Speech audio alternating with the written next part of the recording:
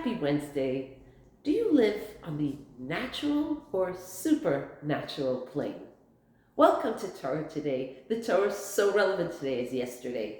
It was on the 8th day, and God's presence finally descended on the Mishkan. 8th, as a sequel to a previous 7th. 1, 2, 3, 4, 5 independent numbers. 8th, on the other hand, indicate there's a continuum.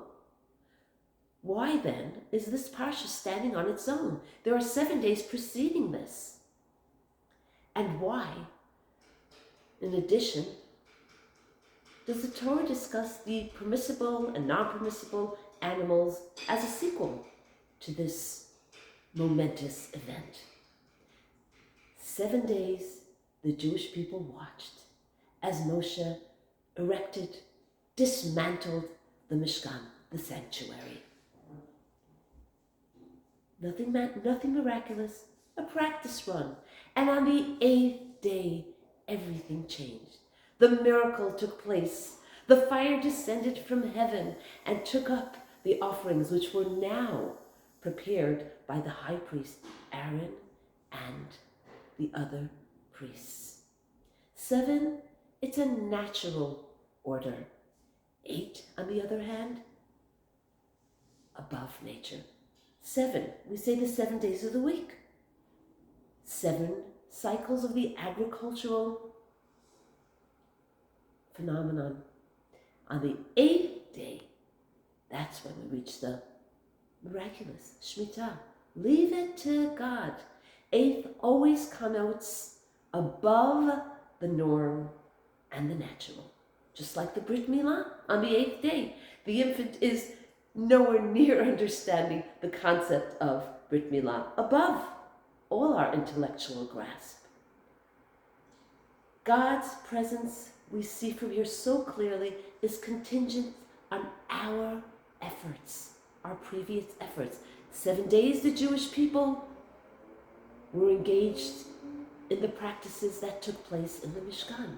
And only on the 8th did God supplement it with His divine presence. In that case, as we asked earlier, why does it stand on its own? Parshat Shemini, the 8th day, completely its own segment, because God stands alone. He's above all human grasp. So how powerful. There are 2 things here at the same time. God wants, He needs our effort, our involvement, and then His glory shines upon our endeavors. And that's also why we discuss the permissible and non. Because why don't we eat certain animals? Because God said they're forbidden to you, and that's it. How powerful. We initiate the lesson of Shemini, and God responds. And let this be our takeaway. We cannot sit back on our laurels and think, it's all me. It's everything about my efforts. It's my accomplishment. On the other hand, we can say, I don't have to do anything. I'm just going to fold my arms. God will do what He has to do.